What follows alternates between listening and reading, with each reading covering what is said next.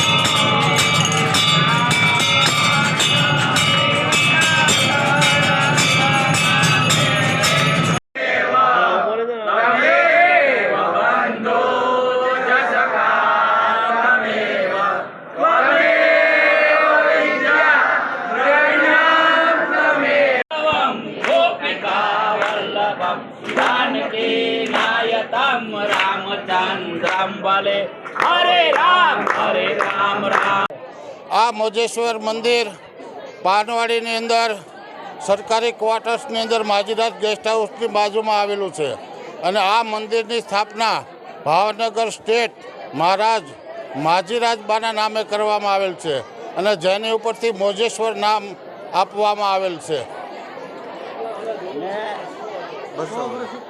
આ મંદિરને આશરે 100 વર્ષ ઉપરનો સમયગાળો થઈ ગયેલ છે અને ભાવનગર સ્ટેટમાંથી જૂનામાં જૂનું મંદિર છે।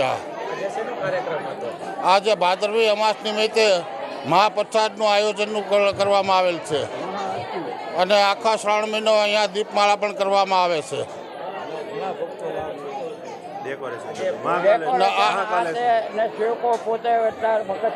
અહીં સ્થાપિત મોજેશ્વર મહાદેવનું મંદિર અતિ પ્રાચીન મંદિર છે, જે ભાવનગરમાં માજીરાજ ગેસ્ટ હાઉસની પાછળના ભાગમાં આવેલું છે।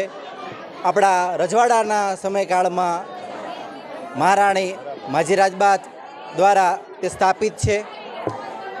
શ્રાવણ મહિના દરમિયાન ભાવિક ભક્તો દ્વારા અલગ અલગ શણગાર કરવામાં આવે છે, લઘુ રુદ્રી કરવામાં આવે છે।